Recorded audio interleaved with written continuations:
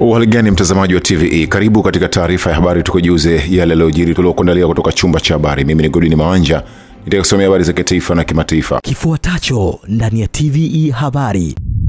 Serikali yasema yathamini mchango wa viongozi wa dini wa madhehebu yote nchini. Watanzania wahimiza amani na mshikamano katika sikukuu ya Eid al-Adha. Na katika habari za kimataifa, Israel kuendeleza mashambulizi dhidi ya Hezbollah. Karibu mtazamaji wa TVE, na moja kwa moja tuanzie na Rais wa Zanzibar na mwenyekiti wa Baraza la Mapinduzi Dr. Hussein Ali Mwinyi amesema serikali itaongeza kasi ya kuanzishwa kwa mfuko wa hija hapa nchini. Rachel Chacha anaeleza zaidi. Alhaji Dr. Mwinyi ametoa tamko hilo katika baraza la Eid al-Hajj, hafla iliyofanyika ukumbi wa Dr. Al Mohamed Shein, Chuo Kikuu cha Taifa cha Zanzibar SUZA Tunguu, ambapo ameeleza kuwa kuanzishwa kwa mfuko huo kutaongeza idadi ya wananchi watakaokwenda kutekeleza ibada ya hija kila mwaka. Rais Dr. Mwinyi ameeleza kufarijika na jitihada zinazofanywa na taasisi za hija za Zanzibar zinazosaidia kumaliza changamoto za mahujaji wanazokabiliana nazo wakati wa hija. Amefafanua kuwa ni fursa muhimu kwa wananchi kuzitii sheria za nchi na maadili mema yaliyoachwa na wazee waliotangulia mbele ya haki, na kuasisitiza wananchi kuishi kwa kupendana na kusaidiana pamoja na kulinda nchi dhidi ya matendo maovu. Rais Dr. Mwinyi ametumia fursa hiyo kuasisitiza wananchi umuhimu wa kuiombea nchi amani, hususan wakati huu ikielekea katika uchaguzi mkuu. Pia ameishukuru serikali ya Saudi Arabia kwa kuanzisha safari za ndege za moja kwa moja kuja Zanzibar kwa ajili ya kuwasafirisha mahujaji wa Zanzibar, ambao takriban mahujaji 2460 wametekeleza ibada ya hija mwaka huu. Kwa baraka ya siku ya leo, tumuombe Mwenyezi Mungu atupe uwezo wa kuendelea kuilinda na kuidumisha neema ya amani tulionayo. Kama tunavyofahamu, mwaka huu ni mwaka wa uchaguzi kwa nchi yetu. Tumuombe Mwenyezi Mungu atujalie amani kabla, wakati na baada ya uchaguzi, ili nchi yetu izidi kupiga hatua za maendeleo. Na waomba viongozi wetu wa dini na wananchi wote, kila mtu kwa nafasi yake, tuendelee kuiombea nchi yetu ili tuvuke kwa salama. Mapema Alhaji Dr. Mwinyi aliwaongoza waumini wa dini ya Kiislamu katika ibada ya sala ya Eid iliyofanyika msikiti mkuu wa Ijumaa wa Takwa wa Bambi, wilaya ya Kati, mkoa wa Kusini Unguja. Mara baada ya sala, Alhaji Dr. Mwinyi alifanya ibada ya suna ya kuchinja na kuzungumza na baadhi ya viongozi wa dini ya Kiislamu wa mkoa Kusini Unguja katika ofisi ya mkuu wa mkoa wa Kusini Unguja Tunguu. Asante sana Rachel Chacha kwa taarifa hiyo. Waziri Mkuu Kassim Majaliwa amesema serikali ya awamu ya 6 inawaamini na inathamini mchango wa viongozi wa dini wa madhehebu yote nchini. Hivyo itaendelea kuimarisha ushirikiano kati yake na viongozi hao ili kujenga amani, mshikamano na usawa wa jamii ya Watanzania. Mwanahabari wetu Goodluck Msola anatupa undani wa taarifa hiyo. Majaliwa ametoa kauli hiyo alipokuwa mgeni rasmi katika sala na baraza la Eid al-Adha iliyofanyika katika msikiti wa Mohamed wa 6 Kinondoni jijini Dar es Salaam, ambapo amesema viongozi wa dini wanayo nafasi kubwa ya kuwajenga waumini wao kuwa na staha, ustaarabu, uvumilivu pamoja na kutambua kuwa wao ni miongoni mwa wanajamii na kushiriki katika shughuli mbalimbali za kimaendeleo. Aidha, amewasihi Watanzania kuendelea kuwaombea viongozi wa kitaifa, hususan Rais wa Jamhuri ya Muungano wa Tanzania Dr. Samia Suluhu Hassan, ili ampe nguvu na afya njema ya kuendelea kuliongoza taifa hili. Na sisi wasaidizi na chini tuombee vile vile, tumsaidie kazi vizuri rais wetu kwa lengo la nchi hii kuwa tulivu, lakini tuombee Watanzania wote na amani ya nchi iende kuimarika. Ndugu Waislamu wenzangu, kama nilivyosema, leo hatuna mengi ya kusema. Nimalizie kwa kuendelea kumpongeza mufti wetu ambaye amejitahidi sana kuimarisha Waislamu, kuwaunganisha Waislamu, tena Waislamu wa madhehebu yote ndani ya Uislamu. Mufti wetu ameweza kuyaweka pamoja, na sasa hivi Waislamu tunazungumza lugha hii moja. Jambo hili muhimu sana. Tumepita katika vipindi mbalimbali, vipindi ambavyo vilikuwa Muislamu mmoja anaweza kumcharua Muislamu mwingine, lakini wote ni Waislamu. Leo hii Mufti Sheikh wetu Abubakari amemudu kufanya Waislamu wote kukaa pamoja, kuzungumza lugha moja na kujua kama sisi wote tuko kwenye ibada ya aina moja. Naye kaimu mufti wa Tanzania Sheikh Al-Hamisi Ngeruko ametoa rai kwa Watanzania kuwa makini wakati wa uchaguzi ili wachague viongozi wenye weledi kwa kumpima namna anavyowasilisha sera zake. Na tunapoelekea kwenye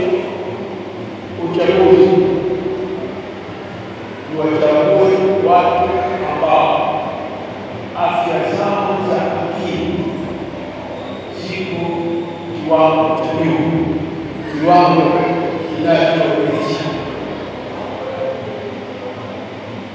La sivyo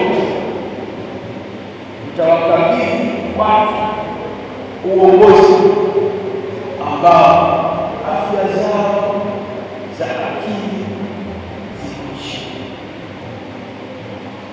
Itakuwa ni hatari zaidi wakati huo. Kwa upande wake, katibu mkuu wa Baraza la Waislamu Tanzania BAKWATA Alhaji Nuru Mluma amesema baraza hilo linawahimiza Watanzania kuendelea kuilinda amani ya nchi iliyopo ili kutoa nafasi kwa shughuli za kimaendeleo kufanyika. Sote tunafahamu kwamba mwishoni mwa mwaka huu nchi yetu inaingia katika zoezi muhimu sana la uchaguzi mkuu wa rais, wa bunge na madiwani. Sisi viongozi wa dini tunaendelea kuombea sana nchi yetu tunaendelea sana kuombea nchi yetu kwa ili zoezi hili liende kwa salama na amani. Tunaomba sana Waislamu na wananchi wote kwa ujumla watumie fursa hii vizuri na haki yao ya kikatiba ya kushiriki katika uchaguzi ima, kuchagua viongozi na hata kuwa wagombea katika nafasi mbalimbali ili kupata haki yao ya kuchaguliwa. Matumaini yetu kwamba mamlaka husika zimefanya maandalizi muhimu ili haki hii ipatikane kwa kila mtu. Asante sana Goodluck Msolla kwa taarifa hiyo. Serikali imetoa rai kwa wawekezaji wa kimataifa kuja kuwekeza nchini katika miradi ya kimkakati, huku kibainisha kuwa haivutii wawekezaji wanaokuja kushindana na wananchi kwenye biashara zinazoweza kufanywa na wazawa. Taarifa zaidi na Rachel Chacha. Rai hiyo imetolewa jijini Dar es Salaam na Waziri wa Nchi Ofisi ya Rais, Mipango na Uwekezaji, Profesa Kitila Mkumbo alipokuwa akizungumza na waandishi wa habari kuhusu maandalizi ya mpango wa pili wa maboresho ya mazingira ya biashara na uwekezaji nchini Mkumbi tu. Profesa Mkumbo amesema katika mpango huo wa pili, hatua inayofuata kwa sasa ni kufanya mikutano ya ushirikishwaji wa wadau katika mikoa 16 ya Tanzania iliyogawanywa kikanda ili kukusanya maoni juu ya maeneo yanayohitaji maboresho, ambapo lengo ni kuongeza ufanisi wa mazingira ya biashara na kuvutia wawekezaji zaidi. Hivyo amewataka wafanyabiashara na wananchi kwa ujumla kujitokeza kwa wingi kutoa maoni yao. Wanaondoka hawa kwenda katika mikoa 16 ambayo imegawanyika katika kanda mbalimbali. Huko Arusha, Dodoma, Mwanza, Kigoma, Mtwara, Dar es Salaam na maeneo mengine mengi, lakini jumla mikoa 16, na kupitia vituo hivi mikoa yote itashiriki katika kutoa maoni yao katika kuhakikisha kwamba tunapata maoni ya wafanyabiashara wenyewe, kupata maoni ya wawekezaji wenyewe, wawekezaji wa ndani na wawekezaji wa nje, wawekezaji wanaofanya uwekezaji mdogo na uwekezaji mkubwa, wafanyabiashara wanaofanya biashara ndogo na wanaofanya biashara kubwa, lakini pia hata wananchi wa kawaida pamoja na wafanyakazi wanaofanya kazi katika sekta binafsi na katika sekta ya umma. Lengo lazima ni kuhakikisha kwamba tunapata maoni mapana kama tulivyofanya katika dira, ili mkakati utakaoandaliwa uweze kujibu matarajio na matamanio ya wafanyabiashara na wawekezaji waliopo hapa nje, lakini hapa ndani, lakini pia tuweze kutumia nafasi hiyo kuvuta zaidi wawekezaji kutoka nje katika kuelekea miaka 25 ya utekelezaji wa dira yetu mpya. Kwa upande wake, mwenyekiti wa kamati ya uandaaji wa mpango huo, Profesa Faustin Kamuzora, amesema mikoa itakayohusishwa kwa awamu ya kwanza ni pamoja na Arusha, Dodoma, Mwanza, Kigoma, Mtwara na Dar es Salaam, huku ushirikishwaji ukihusisha wafanyabiashara wakubwa na wadogo, wabunifu wa teknolojia pamoja na wananchi wa kawaida. Ilifanyika tathmini ya mafanikio na changamoto ambazo bado zipo. Kwa hiyo imebidi tuzingatie yale mafanikio ili tutake kuenda mbele zaidi, na lakini zile changamoto tuanze kuangalia mkakati wa kuzishughulikia. Lakini bahati nzuri ni kwamba dunia inaenda kasi katika swala zima la uchumi.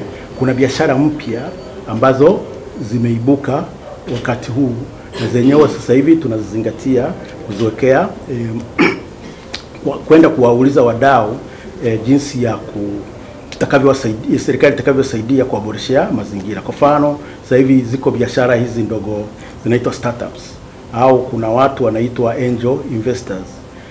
Kuna biashara hizi zote za mtandao. Wakati ule wa mpango uliokuwa unaendelea, kwa kweli hazikuzingatiwa sana. Asante sana Rachel Chacha kwa taarifa hiyo.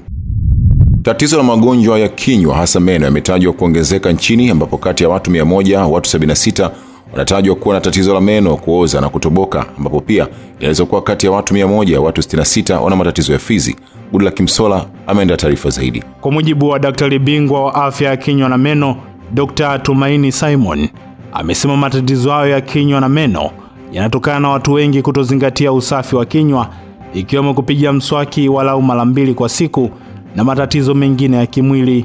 Tafiti zimefanyika zinaonyesha kwamba mtu anapokuwa na matatizo kinywani, kwa mfano ugonjwa huu tulioelezea wa ugonjwa wa fizi,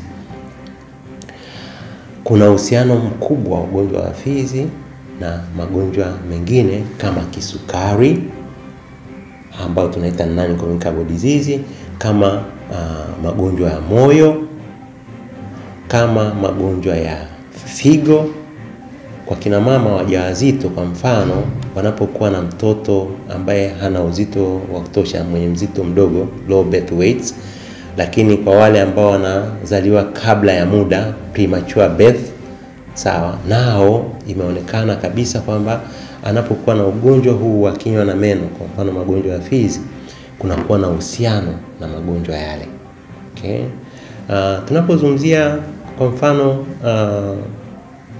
magonjwa ya moyo na afya ya kinywa na meno, kwa bahati sasa hivi Tanzania tuna hospitali ya moyo ya Kikwete, naweza nikasema. Kwa mtu ambaye ametibiwa pale, akiwa anatakiwa kufanyia operation ya moyo, atatumwa kwa daktari wa meno akaangaliwe kwanza afya yake ya kinywa na meno, ndipo ataenda kufanyiwa upasuaji. Ni kwa nini? Ni kwa sababu tafiti zimeonyesha kwamba mgonjwa akiwa na matatizo ya moyo, kabla ya kufanyiwa matibabu, kama atafanyiwa matibabu akiwa na matatizo ya kinywa na meno, matibabu yale ya moyo yanakuwa hayaendi vizuri. Lakini akifanyiwa matibabu ya kinywa na meno, akienda kufanyiwa matibabu ya moyo, anapona vizuri. Aidha, Dr. Simon amewataka wa Tanzania kujenga tabia ya kuangalia afya zao mara kwa mara, hasa za kinywa na meno, kutokana na uwepo ongezeko la matatizo hayo nchini, yakihusishwa na magonjwa mengine ya mwili kama vile figo, moyo, pamoja na matatizo ya kisukari. Tunatakiwa tuzingatie katika afya ya mwili ya kinywa na meno ni dental check-up. Tufanye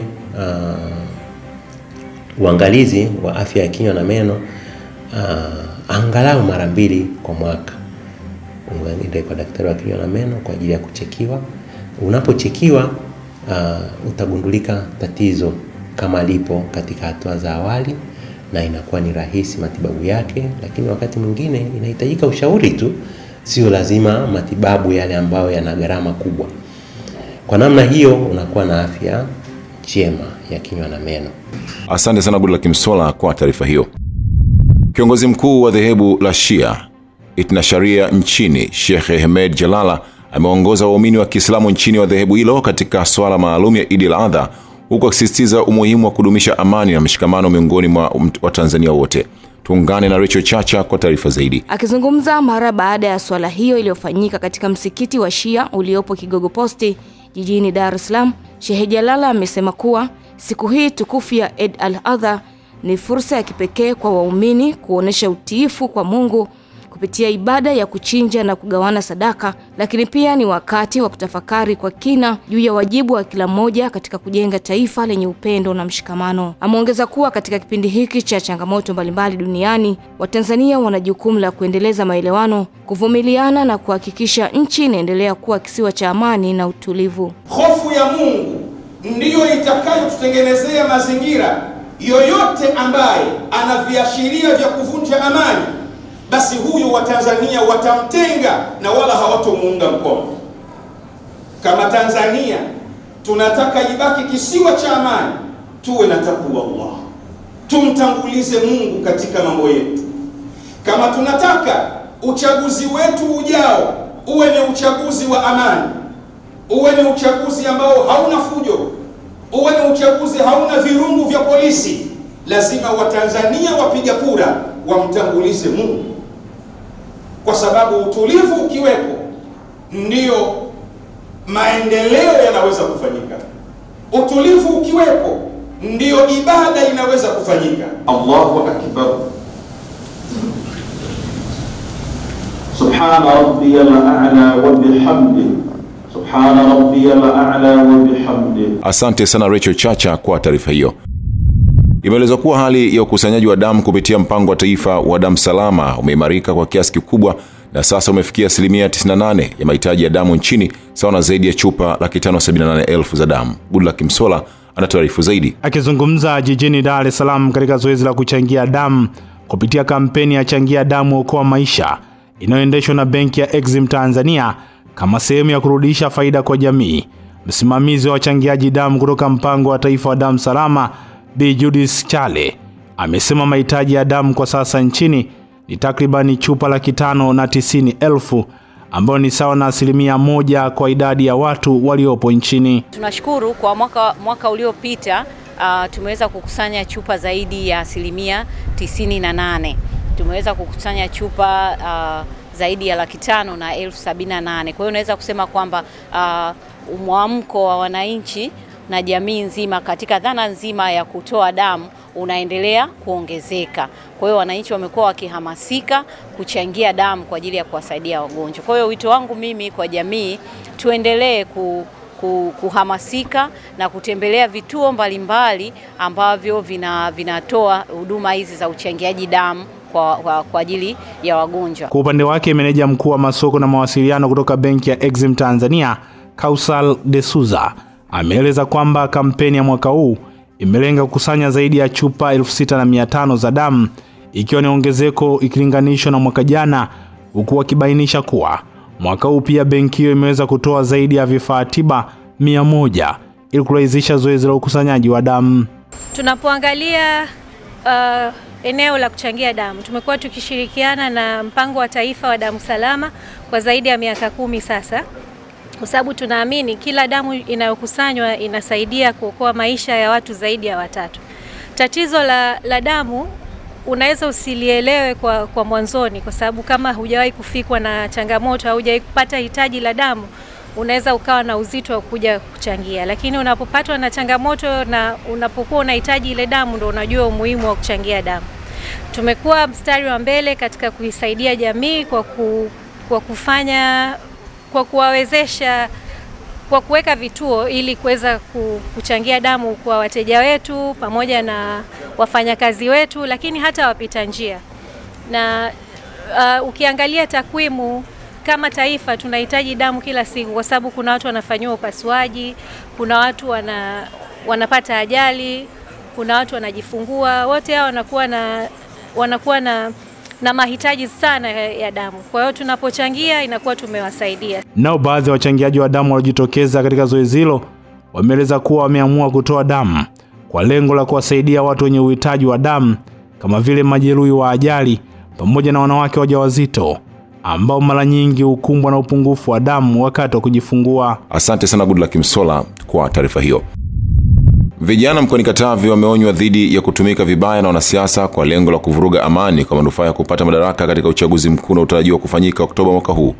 Neema Hussein ana taarifa zaidi. Wito huo umetolewa na shehe wa mkoa wa Katavi Mashaka Kakulukulu wakati akizungumza na waumini wa dini ya Kiislamu katika ibada ya Eid al-Adha iliyofanyika katika viwanja vya shule ya msingi Kashato.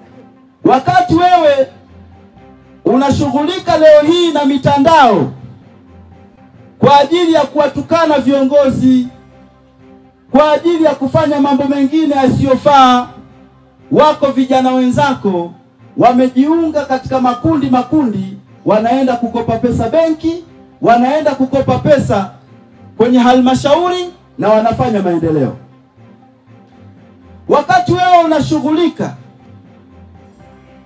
na wanasiasa ambao wanakutumia ufanye vurugu, ufanye fujo, wanasiasa ambao baadaye hawawezi kukusaidia chochote, wako vijana wenzako wanaendesha maisha yao. Mwaka huu ni mwaka wa uchaguzi na haya ni lazima tuyaseme. Wako watu ambao wanafanya mikakati ya kuwatumia vijana kama ngao yao ya kupata kile wanachokihitaji. Na wanachokihitaji kwa vyovyote vile ni madaraka. na kwa bahati mbaya hawaamini kuwa madaraka anayetoa ni Mwenyezi Mungu Subhanahu wa Ta'ala. Kwa hiyo sisi kama vijana tunapokwenda kwenye uchaguzi wa mwaka huu tusitumike vibaya na wanasiasa. Kwa upande wake mkuu wa mkoa wa Katavi Mwanamvua Mrindoko, ambaye aliungana na waumini hao kushiriki ibada hiyo, amesema serikali itahakikisha amani na usalama vinaendelea kuwepo ndani ya mkoa wa Katavi. Upande wetu serikali tutahakikisha kwamba amani na usalama vinaendelea kuwepo katika mkoa wetu wakati wote. Wakati huu wa maadhimisho ya sikukuu ya Eid, lakini na wakati mwingine wote kuelekea uchaguzi na hata baada ya uchaguzi. Tutahakikisha amani tunaendelea kuilinda, usalama, utulivu na umoja na mshikamano vinaendelea kuwepo, tukiomba zaidi ushirikiano kutoka kwa wananchi wa Katavi ili tuweze kuendelea kuwa salama. Wananchi wote, marika yote, msiunge mkono jitihada au maelekezo yoyote yanayoashiria nia ovu au nia mbaya ambayo inaweza kupelekea taifa letu au mkoa wetu kuingia katika uvunjifu wa amana. Tutunze amani tulioachiwa na waasisi wa nchi hii, amani tulioachiwa na wazee wetu na viongozi wetu wa dini, tuendelee kuilinda, tuendelee kuitunza kuhakikisha inaendelea kuwepo. Swala la mwisho kabisa ni watakie heri wananchi wote wa mkoa wa Katavi katika kusherehekea Eid, na baada ya hapo ni wahamasishe kushiriki katika uchaguzi mkuu. Kama umeshajiandikisha una kitambulisho chako, jiandae kwa ajili ya uchaguzi, lakini tunza amani wakati wote ili tufanye uchaguzi na baada ya hapo maisha yaweze kuendelea katika hali ya amani. Eid Mubarak wananchi wote wa mkoa wa Katavi. Nao waumini walioshiriki ibada hiyo wameahidi kulinda amani na kutii mamlaka husika. Asante sana Neema Hussein kwa taarifa hiyo. Mashirika yasiyo ya kiserikali na asasi za kiraia zimeazimia kuweka kipaumbele kukuza sekta ya uhisani nchini na kupunguza utegemezi kwa mataifa ya nje, kwani panapotokea wahisani hawa nje kusitisha misaada, miradi ya maendeleo inashindwa kutekelezwa nchini kutokana na ukosefu wa fedha. Hazla Omar ana taarifa zaidi. Akizungumzia swala hilo kama moja ya maadhimio yaliyofikiwa katika wiki ya Azaki iliyofanyika kwa muda wa wiki moja jijini Arusha, mkurugenzi mtendaji wa Azaki nchini Justice Rutenge anasema umefika wakati wa kuungana kama taifa na kupunguza utegemezi wa nje ili kujiletea maendeleo wenyewe. Watanzania wenyewe wafadhili maendeleo ya Watanzania. Kwa hiyo nalo tumeliwekea mkazo, kufanya kipaumbele ili tuweze kuona jinsi gani ambavyo kikundi hiki ambacho tunakutana hapa na Azaki zote ambazo zinafanya kazi katika sehemu mbalimbali Tanzania tunaweza kushiriki kamilifu kwenye kuikuza hii sekta ya uhisani, ili sekta binafsi ichangie katika maendeleo, ili wadau wengine wengi pia wachangie katika maendeleo, tupunguze utegemezi. Niseme tu kwamba pia hata dira ya taifa inaongea kuhusu ustawi, lakini pia inaongea kuhusu kupunguza utegemezi au kujitegemea kama nchi. Kwa hiyo moja ya mambo makubwa kabisa ambayo tunatoka nayo katika wiki ya Azaki mwaka huu ni jinsi gani tunaweza tukategemea resources kutoka ndani kwa ajili ya kufanya maendeleo, na hili litakuwa ni mchango wetu mkubwa sana katika nchi. Nao baadhi ya washiriki wa wiki ya Azaki wamesema kusitishwa kwa misaada kutoka Marekani kumepelekea mashirika mengi kuyumba kiuchumi, hivyo ni vyema kutumia rasilimali tulizonazo ili kufanikisha mipango tuliyojiwekea kama taifa. Kama mashirika ni lazima tuone namna gani tunaweza kutumia resource ambazo tulizokonazo sasa ndani, yani kuacha kutegemea wale watu wa nje. Tunawezaje kutumia resource ambazo tulizokonazo kwa kuweza kuja kwa pamoja. Kwa hiyo tunaweza kutengeneza, mfano labda tunafanya kwenye sekta ya mazingira, kama kwa hiyo kwamba mashirika mbalimbali kwenye sekta ya mazingira tunakuja kwa pamoja tunafanya the same, labda tunafanya kwenye miradi ya maji, miradi ya kuwezesha wanawake. Kwa hiyo tukiungana kwa pamoja tunaweza kuja kitu kwa pamoja, tofauti na ile kwamba kila mtu aende na, yani kila mtu aandike proposal yake, ataki kwenda kuomba hela. Taasisi yangu ilikuwa ni changa na tukua muda mwingi tunategemea fund kutoka kwa donors wa nje ya nchi, lakini tumeelekezwa tunaweza pia tuka utilize donors walioko Tanzania ndani ya nchi wakatusaidia kufikia jamii ambazo zimeonekana kuwa zimeachwa. Wiki ya Azaki mwaka huu ambayo imebeba kauli mbiu isemayo wezesha ubia kwa maendeleo, licha ya kujadili namna mashirika yanavyotakiwa kujiendesha kiuchumi bila kutegemea wahisani, wamejadili kwa upana dira ya maendeleo ya taifa ya mwaka 2025-2050. Asante sana Hazla Omar kwa taarifa hiyo. Mtazamaji wa TVE, hii ni taarifa ya habari na mimi ni Godwin Mawanja. Tupate mapumziko mafupi kisha tutaendelea na taarifa habari. Kifuatacho ndani ya TVE habari. Israel kuendeleza mashambulizi dhidi ya Hezbollah.